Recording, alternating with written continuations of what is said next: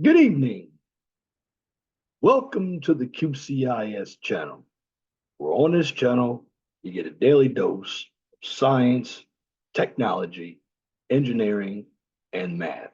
Now, tonight, I'm going to get into a topic, and it deals with contracting. Now, there are a few types of JOCs out there.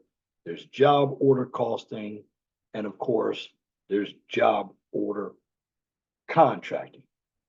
Now, I'm going to show you a PowerPoint of a workshop that talked about job order contracting from the city of Chicago. Now, the PowerPoint is when Rahm Emanuel was in office.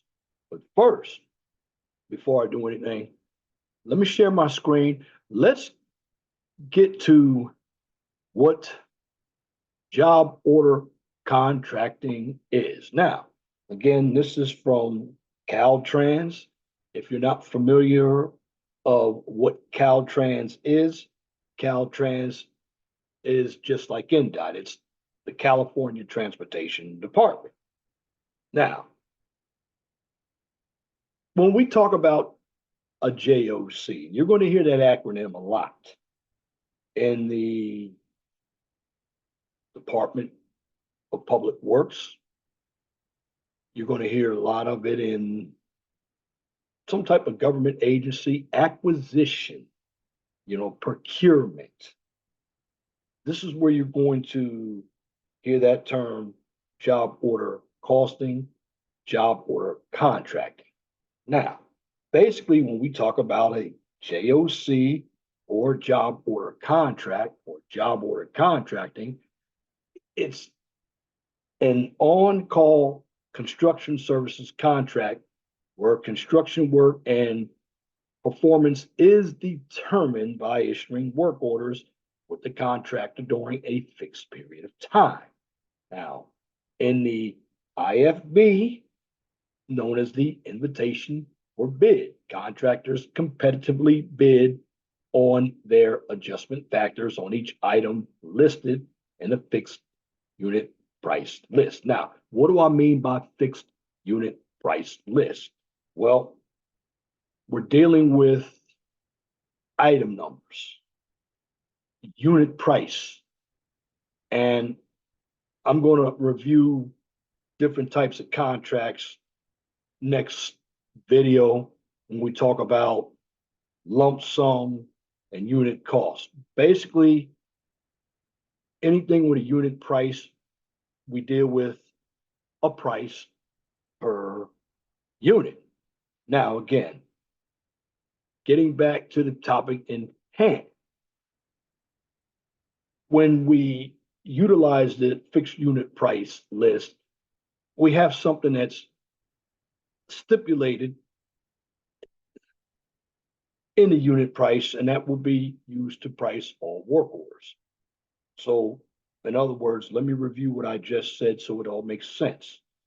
In the IFB or invitation for bid, contractors competitively bid based on their adjustment factors on each item listed in the fixed unit price list.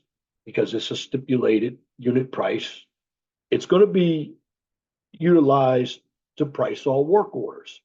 Now, the department awards the JOC master agreement to the lowest responsive and responsible bidder.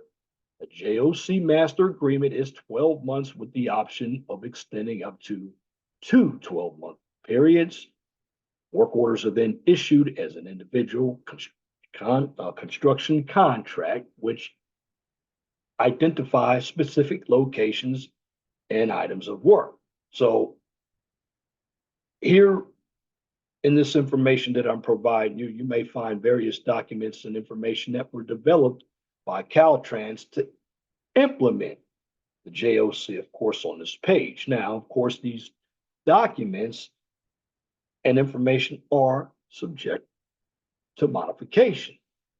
Now, again, let's go look and find out what I'm talking about. These are all the projects that were awarded based off of the JOC. You have the numbers, and you have the description of the project. So again, going back to review everything before I move on to the PowerPoint presentation. We talk about job order contracting. It's basically an on-call construction services contract where construction work and performance is determined by issuing work orders with the contractor during a fixed period of time. Now, let's go on and let me share my screen again. And we're going to deal with something real here. Now, remember I talked about procurement. Well, this is from a workshop, the Building Chicago Construction in the JOC workshop. Now, let me tell you this. If you are looking for a government job, might not be a bad job to work for some of these large cities out here. I mean, some of the streets are horrible. I know in Indianapolis, there are a lot of potholes. Ran over a few myself, and streets need to be fixed. And I have a solution to fix these streets, and it's an engineering solution that's going to deal with QA, quality assurance, quality control with the testing. But right now, I'm going to introduce you to a PowerPoint presentation from the Department of Procurement Services from the city of Chicago, Illinois. Now, we're talking about Building Chicago, construction contracting review. And I'm also going to try to find my PowerPoint presentation for the RPR workshop that I attended on the 21st of February as well. I'm going to put that up there because it's very important, because if you are going into the construction business as a DBE, a consultant, you're going to be working with some of these agencies. So we're going to talk about Building Chicago. All right. And again, some of the information is going to be familiar to you. Some of it isn't. Now, when we deal with building construction, especially on the government side, there will be programs and bid initiative or initiatives.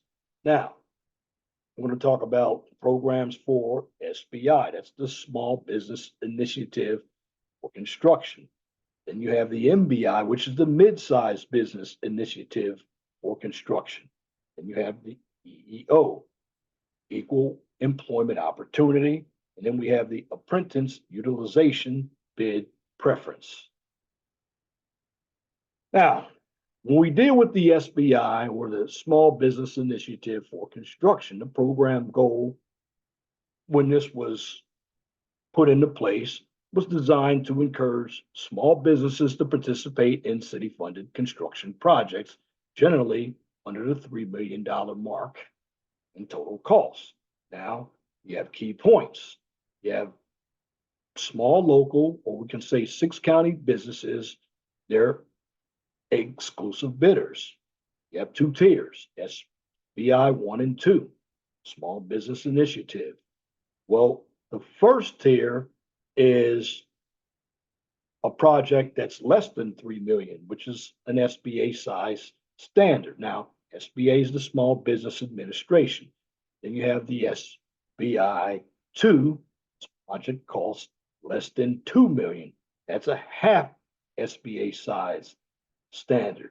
And this is under Municipal Code 292-710. Now, when we deal with a mid-sized business initiative for construction, the program goal is designed to increase small and mid-sized businesses' participation in city-funded projects between 3 million and 10 million in total cost. Now, some of the key points, you have the small and mid-sized local 6 county businesses, they're exclusive bidders. The estimated project cost is between 3 million and 10 million. The eligible bidder size limitation is 1.5 times the SBA size standard. Then we have the EEO, Equal Employment Opportunity Bid Initiative. Program goal of this initiative or incentive, let's call it an incentive, is available on contracts for construction projects valued at $100,000 or more. They're designed to increase the utilization of minority and women journey workers, apprentices, and laborers. Now, the key points: any bidder proposing to utilize minority and or woman journey workers, apprentices, and laborers on a contract for a construction project may apply for this incentive. Also, you have the bidder must show its commitment to utilize minority and female workers in any of the 3 categories by completing the canvassing formula in its bid. Now we have the apprentice utilization bid incentive, and that's designed as a incentive for city prime contractors to utilize apprentices for construction projects. Key points: apprentice means any person who is sponsored into an apprenticeship training program by a contractor that is utilized by a union or sponsor apprentices. And number 2, enrolled in or has graduated from a construction technology training program administered by the City Colleges of Chicago or is a graduate of a high school operated by the Chicago public school system. And then you deal with contracts of $100,000 or more. There are incentives for future contracts. And then there's a tiered incentive. You have a 2-tiered incentive, and that's first one is 5 to 10% work performed by apprentice results in 0.5% bid incentive. Then you have 11 to 15% project area subcontractor work, and that results in a 1% bid incentives. Now, we're getting into the JOC, the Job Order Contracting Procurement Program. And Gordian is a big player in the JOC programs. Okay, now the agenda. I'm going to give you an overview of a JOC, Job Order Contracting. Bidding a JOC contract as a prime. Construction documents. Contract specifications. Bidding a job order contract. Of course, there are going to be tips for being a successful JOC contractor. And there's going to be procuring individual projects post-award, accomplishing work as the prime JOC contractor, and subcontracting opportunities. Now, since this is a pre-recorded video, the open discussion, you can leave it in my comment section under the video. Now, here's an overview of job order contracting. JOC is part of the family of indefinite quantity contracts. JOC, WOC, DOC, SABRE, IDIQ, and IQC. Now, the federal government began using JOC in the mid-1980s as a delivery method from small to medium-sized construction work. The Gordian Group was established in 1990 for the purpose of implementing JOC for non-federal agencies, such as the city of Chicago. So today, there are over 2,000 job order contracts in use nationwide with over 1.8 billion of construction order annually. Now, again, it's probably more than that right now because Brandon Johnson is the mayor of Chicago. Rahm Emanuel, and I'm going to go back to maybe 2015, 2016, before Lori Lightfoot took over as mayor of Chicago. This is when that occurred. So I just want you to know that this PowerPoint presentation, what I'm doing, I'm giving you information on what a JOC is and how it works. So some of the information may be a little outdated, but again, this is an overview. Let's continue. In 2005, the National Institute of Governmental Purchasing, known as NIGP, awarded the Best of the Best award to the city of Miami Beach for their implementation of a JOC program and the subsequent efficiencies that came out of having a JOC program.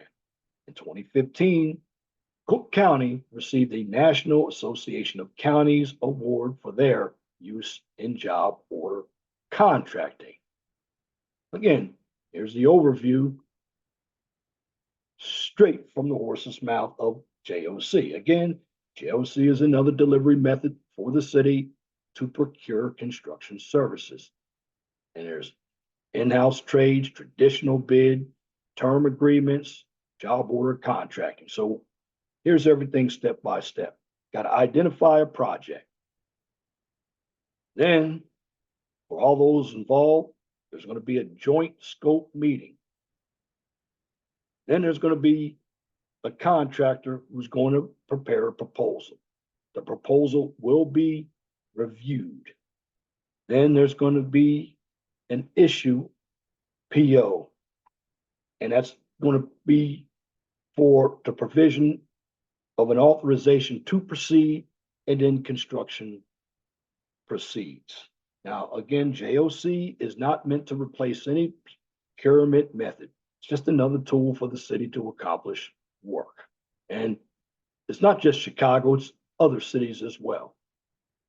Now, again, here is the overview again.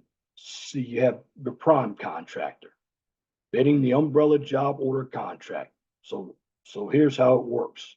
The owner advertises the job order contract and contract. Contractors submit bids. Owner awards umbrella job order contracting contract. Then you have part two, prime and subcontractors. This is the procuring individual projects from owner. You have owner of project A subjecting subcontracting opportunities. You have owner of project B subcontracting opportunities, and owner of project C subcontracting opportunities. All right. You have the City of Chicago departments with the JOC program, and under the City of Chicago, you have the Department of Fleet and Facility Management, Department of Aviation, Department of Water Management, Department of Planning and Development, Department of Fleet and Facility Management, Environment, Department of Transportation, the Office of Emergency Management and Communications. All right. You have to also have identification of other agencies' JOC programs, and that's for informational purposes only. All discussions that were in this workshop, they basically pertain only to the City of Chicago and their procedures, other agencies identified in this presentation, but they may be different. And again, you have to look at the agency's website if you want to find the advertisement. Now, the city's website does not advertise contracts for agencies listed on this slide, so you know. Now, under Chicagoland area JOC programs, you have the agencies. The United States Postal Service, Cook County, Lake County, Naperville, University of Illinois, Chicago, or UIC, CCC, which is the City Colleges of Chicago, the Public Building Commission, CTA, which is the Chicago Transit Authority, CHA, which is the Chicago Housing Authority, and CPS, which is the Chicago Public School System. All right. Job order contracts, firm, fixed price, competitively bid, indefinite quantity delivery method designed to produce a large number of multi-traded repair and rehabilitation projects, as well as a minor new construction projects, and they're projects that are going to be constructed quickly. Then there's the firm fixed price. It's under the construction task catalog of pre-priced work tasks. Then the competitively bid, all bidders must submit a set of adjustment factors to the fixed prices in the construction task catalog. And then you have the indefinite quantity. No projects are identified at the time of bidding. Contract is for a fixed term and has the potential maximum dollar value. And then once the master or the umbrella is awarded, job orders are issued for individual projects, potentially up to the maximum value of the contract. Job order contracts are a performance-based contracting system. Once a minimum value is reached, future work is dependent upon contractor performance, responsiveness of the contractor. Performance is rated from the project development phase through construction, startup to closeout. Project development phase. So basically you have your scope definition, and it's timely, and there's accurate price proposals. Then you have your construction phase, timely startup, effective management of work crew to include subcontractors. And you have the ensuring project and it's constructed according to the specifications. Success in developing a partnership relationship with the owner. And again, the process is like this with the performance. The performance depends on the accurate adjustment factor and, of course, the quality staff. Now, JOC contracts include measurable performance standards. So you have quality price proposals, which are accurate price proposals that can be approved on the first or second submission. And you have timely price proposals, which are timely price proposals that are submitted on or before the due date indicated on the request for proposal. It's known as an RFP. And we have timely construction. That's rapid mobilization to start work, adherence to the agreed upon construction schedule, and timely completion of any punch list items. Now, what's a punch list item? Well, basically, you come up with a punch list item when you're doing your pre-final, and that's the deficiencies that have to be corrected before a final inspection. So the contractor can turn over the project to the owner. That's what a punch list is. Now you have achievement of minority and women business enterprise goals. You have to meet or exceed the MWBE goals set forth in the contract documents. And then there's an achievement of self-performance goals. You have to meet or exceed the self-performance goals set forth in the contract documents. The prime contractor's benefits with job order contracting. JOC can be profitable. Profit is a function of volume. Volume is driven by performance. JOC provides a steady flow of work. You do not have to chase the next project. And there's a long-term relationship with the city. It's non-adversarial, the relationship is, and you develop a partnership with the city. And professionally rewarding. Different types of projects vary in scope. The ability to provide input during scope development. Subcontractors benefits with job order contracting. No projects are identified at the time of bidding, so prime contractor cannot staff up to self-perform. And increase subcontracting opportunities because prime contractors must utilize the subcontracting community. Now, to me, when they bring that in there, it's another word for minority contractors. And that happens on the consulting side as well. You have a DBE when it comes to selecting consulting firms for inspection purposes on jobs too. So you have a prime consultant and you have a subprime consultant. Just so you'll know that, because the DBE goals must be met for inspection services as well. And you have simplified procurement process for the city, allowing them to procure more work in a shorter period of time. Multiple projects, multiple sites simultaneously. Now, again, to find out about the current advertisements, here's the information right here. You can check the newspaper, check your city's newspaper. You can go to your city's website. Of course, this is Chicago, and this is for bidding as a prime contractor. This is all the information right here. Okay, bidding as a prime contractor. Just like every other project, bidders have to meet the requirements of the contract, including licenses, insurance, and bonds. Now, what do I mean by bonds? Surety bonds. You must have general liability insurance. Must have any type of insurance, all insurance. That's one type of insurance. Licenses, again, be licensed, be qualified. Now, of course, bidders must complete all required forms in their entirety and submit with the bid. This is typical for anyone doing business with the city of Chicago.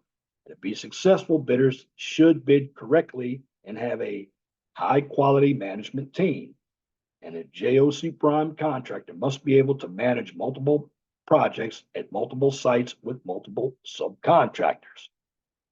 Again, the advantage of JOC contracting, previous JOC experience is not a requirement. The Gordian Group will provide training on the JOC process, software, and other JOC related activities. And here's the checklist.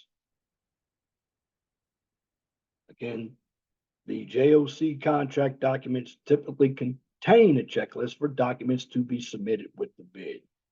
And you utilize that checklist correctly, you shouldn't have any problem getting a job or bidding a job.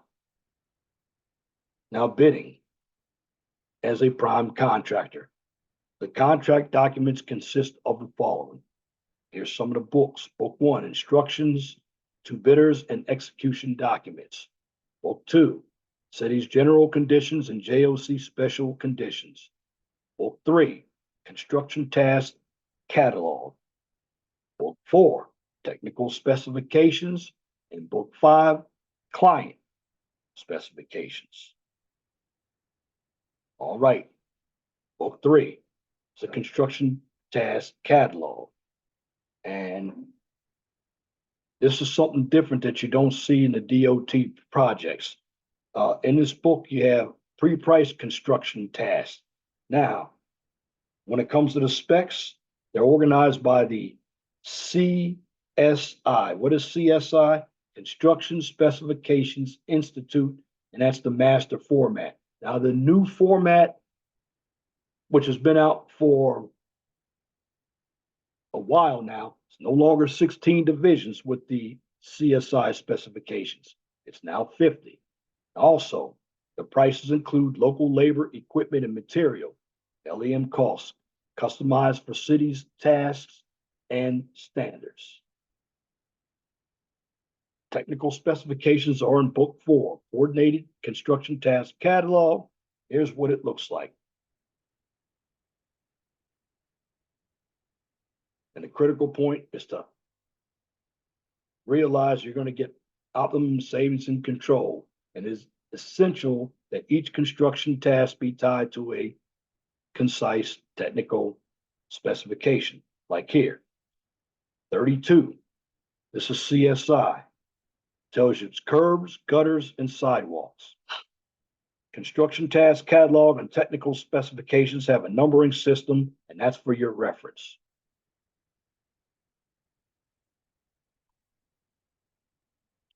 Prices in the construction task catalog, they're fixed for the duration of the contract.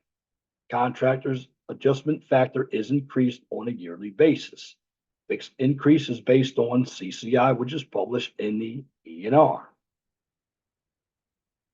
Now, prior bidding to the city does not identify or commit any specific project or location. identify or commit to any specific quantities or tasks in the CTC. And the scope of work is defined by the task in the construction task catalog. Now, this contract includes but is not limited to the renovation of facilities under the jurisdiction of the city of Chicago, and it may include site work, interior renovations, and exterior renovations. Again, it's typically fixed on an initial term of 12 months with 3 additional 1-year option terms. Contract has a potential maximum value of $2 million per term. For this example, total potential maximum equals 4 terms times 2 million. And what do you get? You get $8 million. Exact contracts, specifics for specific JOC contracts are identified in the bid contracts. Then here's how the process works now. Determine the direct costs. Analyze the CTC and specifications, completeness and clarity. You review the CTC price against the direct cost for accomplishing the work. And you have prices in the CTC, they do not include subtractor, OH, and P. Do you have to increase prices to cover your direct costs? It depends on the amount of self-performance versus subcontracting. Then step 2, determine overhead costs and profit expectations. And that's what OH and P stands for. It stands for overhead and profit. Then you have bonding, insurance, etc. And main overhead is staffing. How much will it cost to employ the required staff? Step 3, bid normal hours other than normal hours factors to the prices quoted in the CTC. Apply to all work tasks in the CTC. Must cover direct costs, overhead, and profit, and it cannot exclude any task. Step 4, specify EEO commitments and determine the award criteria figure. The bid forms will walk bidders through the calculations. Again, the low bidder is based on a Lotus award criteria figure. Tips for being a successful JOC contractor. Got to bid correctly.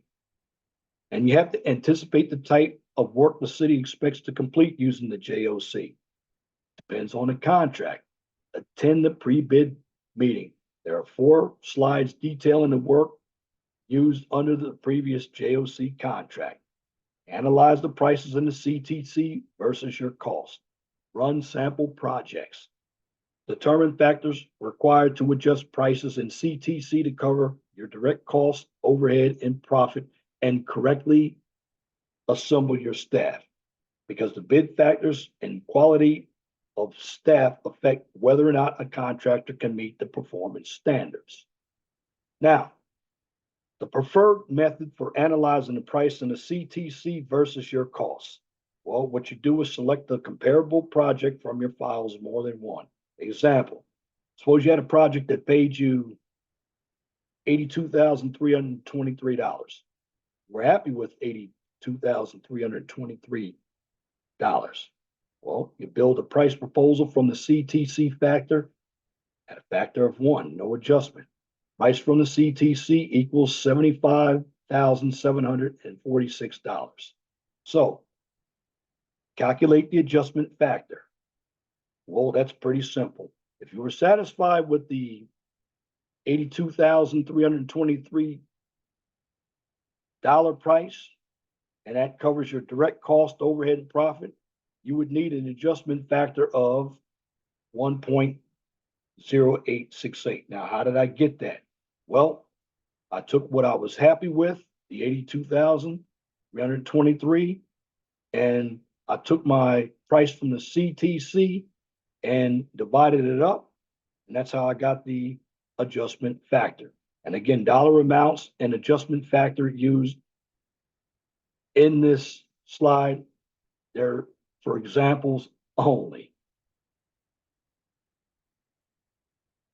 And again, might not be able to see it, but Here's a spreadsheet in Excel that utilizes the adjustment factors. This is how you come out with the line items here. Probably stretch it out for you so you can see it. All right, there we go. All right, moving on. All right, what you do is select more than one project. Why? Because projects do vary in scope. You have single trade projects and multi-trade projects, interior renovations, projects of varying size. Have a $35,000 project, can have a $150,000 project. Other methods: evaluate a sampling of the anticipated items. Get subcontractors to evaluate their section of the CTC. Again, department obtains DPS approval to procure a project with a JOC. Now we're getting into procuring individual projects post-award. And just like I said, the department obtains DPS approval to procure a project with JOC. So you have to develop a scope of work. You have to finalize outstanding issues at joint scope meeting. You have an RFP, which is a request for proposal, because the contract develops a proposal. Then the contractor prepares a material takeoff, selects tasks and quantities from the CTC, submits to the city for review. And the contractor's proposal is going to be reviewed and approved. Contractor prepares the final package, includes a list of subcontractors, the MWBE status, and certification letters. Lump sum blanket will be issued as well. And from the DPS approval to issuance blanket release is approximately 35 to 45 days. Also, getting involved in the JOC program, you have to analyze the JOC programs in the Chicago area. Again, I'm doing this for the city of Chicago. There are many cities out there that are probably using the JOC method as well. It's the same for every city. So again, you got to analyze the programs in your city or any other areas you're willing to work. So you identify those problems whose scope of work relates to your work. And for prime contractors, analyze the prices in the CTC and develop accurate adjustment factors. And for subcontractors, establish a relationship with the prime contractors. And subcontracting opportunities with JOC. Contact prime contractors and establish a relationship, because there are various methods, or we can say a variety of methods for subcontractors to provide a quote. Provide a lump sum quote. You can provide a lump sum quote with a material breakdown. You can provide a lump sum quote with a material breakdown and CSI numbers from the CTC. Subcontractors are not bound to the prices in the CTC. All contracts are advised. It may be worthwhile to obtain a copy of the CTC, so you know what prime contractors are being paid for a specific work task. JOC is a performance-based contracting system that requires high-quality construction. Now, JOC is an established procurement system. So I'm going to review the key points so you all will have an idea what a JOC is and how it works. So let me review the key points for you. Going back to what was stated before, JOC is an established procurement system used by several types of public agencies nationwide. JOC has benefits for all parties: owner, prime contractor, and subcontractors. Performance-based contracting system that determines the amount of work to be issued. Now, for the prime contractors who may submit a bid, make sure to perform necessary legwork to develop accurate adjustment factors and to provide the city with high-quality management staff. For subcontractors, be aware of the methods to submit a quote to the JOC prime contractor and be ready to perform at a high level. And again, and this is what you get in the Chicago area. These are the contacts.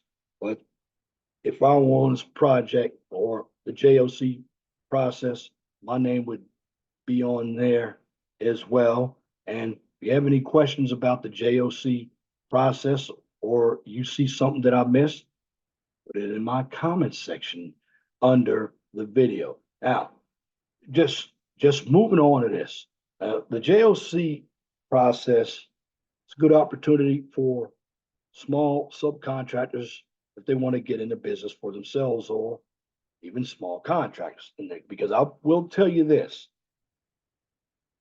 I know in the DOT arena, construction can be cutthroat, where a lot of the projects go to the bigger firms for design and contracting. One thing I will tell you about government work, you have a DBE goal. And if you are starting out,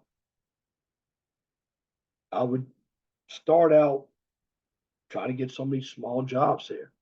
You might not think that 35, 40,000 or even $100,000 are large jobs. Well, you get many of them, you can actually make a profit. Just depends on the staff. Bottom line, if you have good knowledge, if you understand the JOC system, it's going to help you. The best thing you could do is do a quality job on these JOC contracts and get a relationship. And the reason why I say relationships and partnerships are good in this business, you have to have connections. There's no doubt about it. You have to work with each other, that where you can share the responsibilities. There's profits, and if you have small DBE firms and they actually learn the business, the DBEs and the MBEs and the WBEs, well, an advantage for them, they could become prime. And you always want to become a prime. Why? Because the prime has the budget for the subs. And I always believe that if you utilize this method, there are a lot of cities using it. The government is using it, like I said. It's going to be better for you.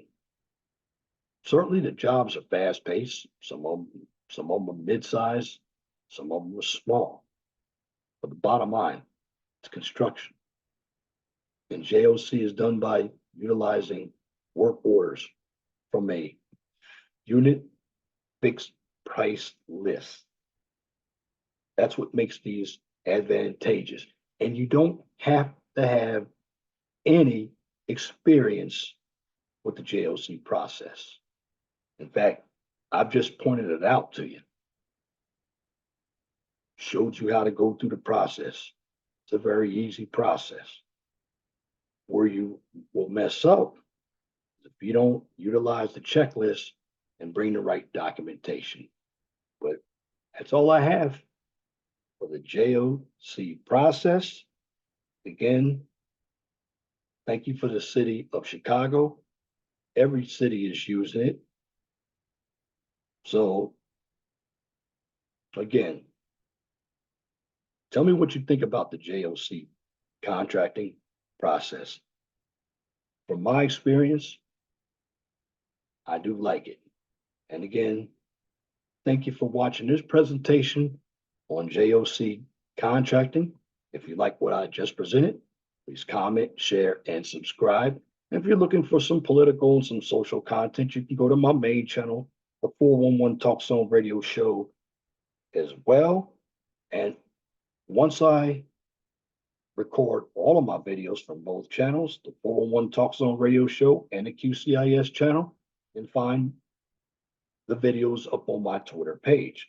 Now, the QCIS channel, since it is an educational channel, you can also find the QCIS videos on my LinkedIn page. And once again, thank you for listening and viewing this content from the QCIS channel. On this channel, You get a daily dose of science, technology, engineering, and math. Till next time, my name is Leon Jones. You all have a wonderful, gracious evening.